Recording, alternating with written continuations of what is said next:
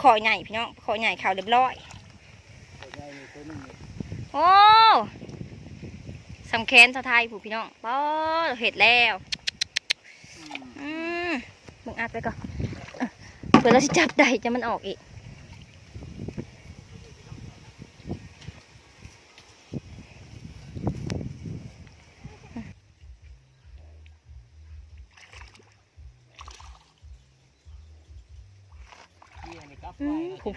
โอ้หลายพูดนะพี่น้องให้เบาเต้นขึ้นนี่แหละ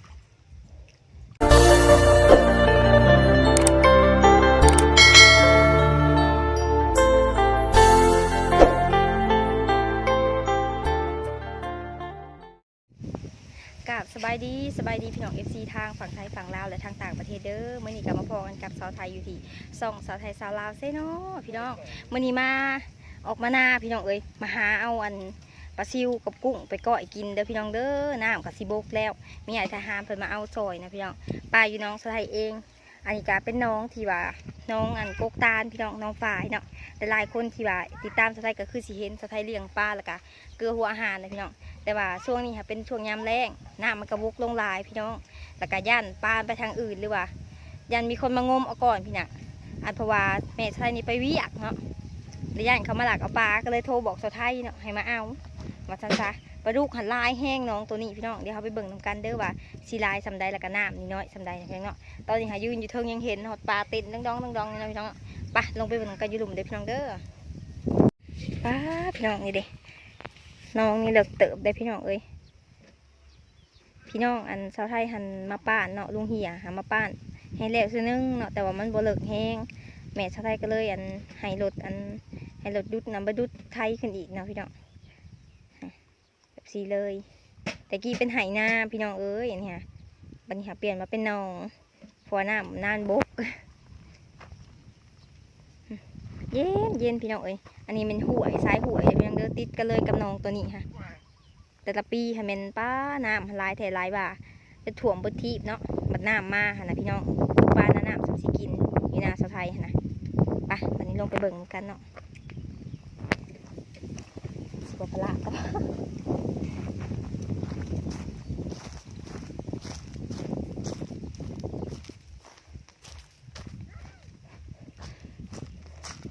เต้นตัวมอยู่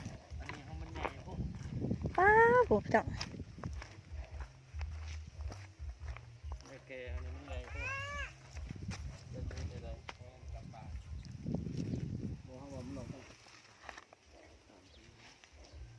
แย่งกันแย่งอย่าขาดพี่น้องเลย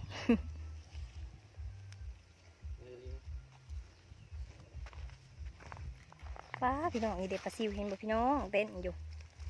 สิจับมาก่อยกินขากุ้งนะคือสิแซ่บอยากกินเต็งเฮิงแต่น้ำบกจะเถื่อเนาะเอาบ่ได้พี่น้องเอ้ยบรรหาน้ำบกละบาทนี่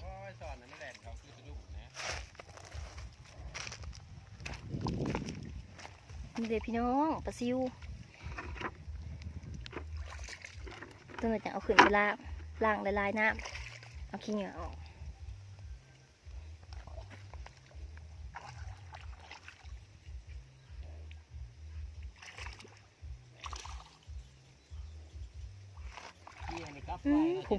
โอ้หลายพูดนะพี่น้องให้เบาเต้นขึ้นนี่แหละลายขนาดน้ำปลาโอ้เจียห้องเอาหมักกระทุนมาต่อยเอาเจียลายเนี่ยโอ้พี่น้องเจียลายขนาดผมเสียงเจียหักสะไทยเอาลงมากับบอกกากินแต่พี่น้องเอ้ยเห็นแต่เขาเอาลงมากินเนาะผูกากินกะกินดีแต่ได้แซ่บเป็นปะสะไทยในบอกกากินเลยพี่น้องเอ้ย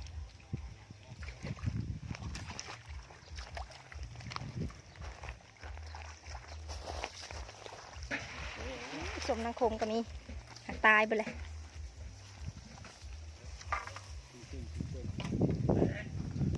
โอ้ดีเด้อพี่น้องเอ้ยผู้บ่าวอันมาเอาปลาให้กิน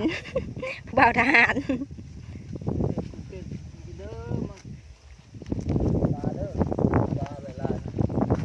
เห็ดเมนูก้อยแล้วมือนี่เพิ่นว่าสิเอาปลาดุกนะพี่น้องเป็นอะไรจังสีสะ ซ่อนได้2-3เถื่อพี่น้องนี่เด้ลายเติบเลยสามสิกินกิ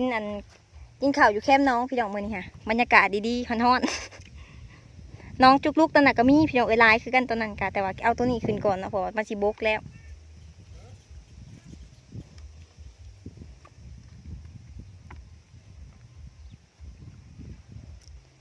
ก็เห็นแต่ภาษีเห็นกุ้งกุ้งกับบลายเนาะบลายลายมันบกพอซอนมันยากเลยมันมีสวิงหน่อยลายกุ้งกุ้งไม่ได้ซะเอาเลยสิต่อตักหรือเอานี่ตรงนี่ต่อใจนี่นั่นหมด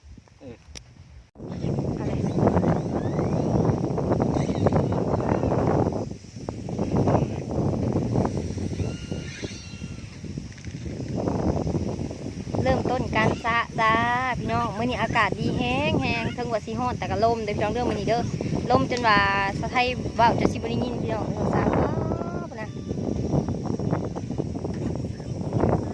สะแล้วจ้า3 หนุ่มเพิ่นเฮ็ดเรียบร้อยเนาะสะไทยถ่าเฮ็ดกินอย่างเดียวสะไทยนะจะได้หาจังสีลงไปใหญ่คุยพี่น้องบ่แม่นไปใหญ่งัวเนาะงัวตัวผู้พี่น้องแม่สะไทยมัดไว้เนื่องจากว่าบ่อยากให้มันไปทางอื่นนะพี่น้องย่านมันแบบติดผู้เสพผู้สาวแล้วมันไปทางอื่นไปอยู่ของของเขาเราพี่น้องงัวตะปูนะปล่อยแต่ตัวแม่กับลูกมันแล้วก็ปล่อยคุ้ยแล้วก็แบะกับปล่อยเนาะมือนี้มาบักดำกับเห็ดมาอีดำเห็ดแล้วมาได้พี่น้องเอ้ยมาก็ได้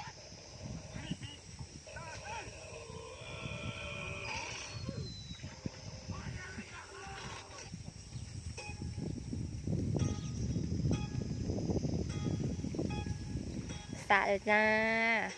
เป็นกรรมการอย่างเดียวใช่ เบิ่งเขาสะเนาะ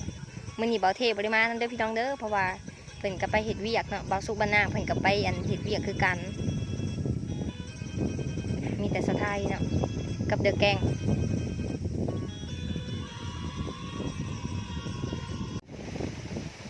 เริ่มแล้วพี่น้องเฮ็ดเป็นขบวนการ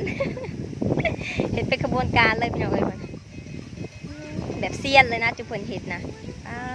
ต้องคอยชินังถ่ายกินแบบงามอยู่เทิงคณะพี่แหละคอยนะ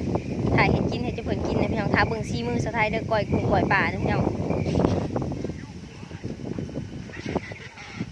ม่วนและจะผลมากแห้งเลยพี่น้องเอ้ยเอาปลาไปสินะคลิปก่อนเนาะอันคลิปก่อนคลิปลังๆอันไหนพี่น้องไปกับไปหน้าคือการตอนนั้นกันน้องอีกน้องนึงตอนนั้นกันเนาะแต่ว่าตัวนี้ก็เป็นน้องที่2พี่น้องน้องเริ่มโบกแล้วอยู่หน้านี่ก็มีหลายน้องนี่พี่น้องเอ้ย4-5น้องผู้ใดมันเป็นของธรรมดาเนาะเปิดสิกินเบิดปลาปีหนึ่ง ปีเบิดปีนะกินแต่ปลานี่แหละพี่น้องเอ้ย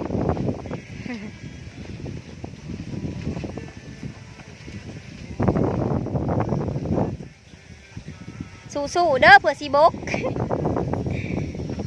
เผื่อสีบกสู้ๆเด้อ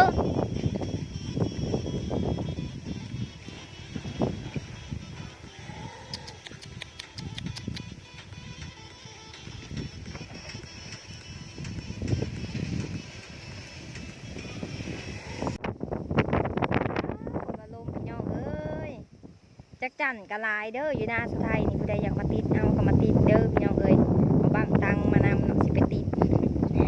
ปลาแท้พี่น้องเอ้ยผู้อันทั้งคุณน่ะเม็ดปลาเนาะเต็มเบิดญี่ปุ่นได้ยินแต่เสียงจักจั่นห้องพี่น้องบักม่วงกระทือมานำได้พี่น้องเอ้ยเป็นอะไรจักสิพาพี่น้องอีกสี่กินสมองแซ่บๆนะพี่น้องหนุ่มเป็นการหนุ่มๆก็กำลังสะปลาแล้วจับเธออะไรใครย่อย แต่เด็ดก็ไม่ได้อยู่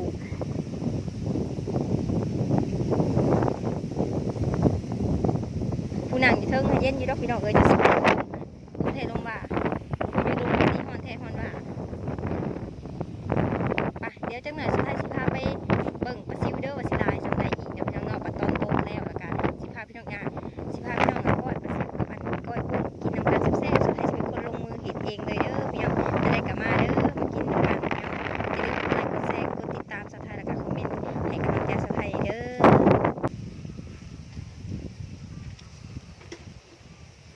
กินห้องทองก่อนพี่น้องกินห้องทองก่อนเนาะกินมะม่วง หมักหมวกกับเจลว่าแซ่บๆพี่น้องเปิดมาแต่เทิงเที่ยงคนน่ะ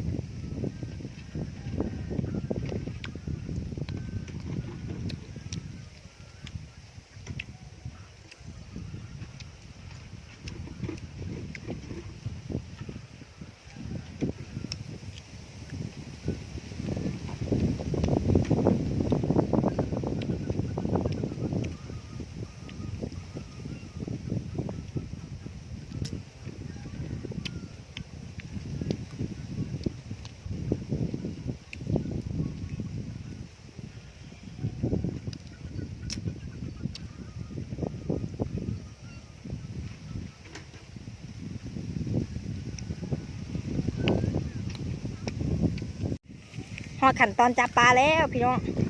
ซาเอาปลาซิวกับกุ้งเลยจับเอาปลาดุกป่านกับปลาขอป้าเดเต้นอยู่พี่น้องโอ้โหปลาทับโพเอ้าเอ้ามันฟาดหนา ฟาดหนาเปี้ยพอแห้งแล้วพี่น้องเดี๋ยวยังหลายอยู่เด้อโอ้ปลาอีสมนางคมก็มีพี่น้องนี่เด็กกูหลายปลาขอใหญ่พี่น้องปลาขอใหญ่ขาวเรียบร้อยโอ้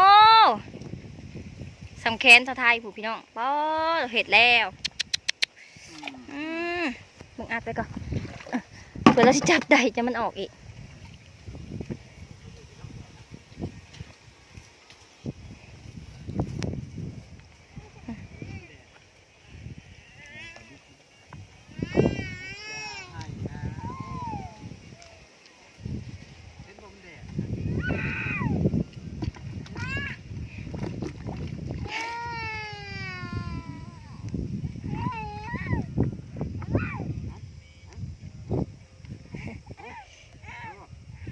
มันบกไข่ยอดตรงนะลงมาบึ่งแป๊บเดียว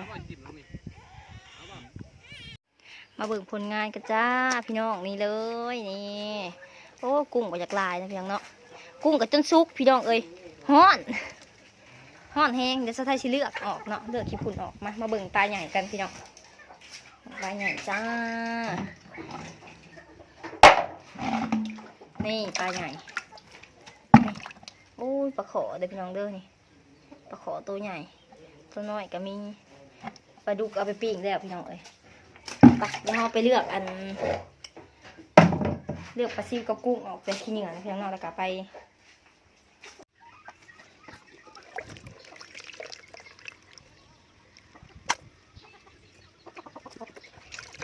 โอ้โหนี่เลยเหลือตั้มบ่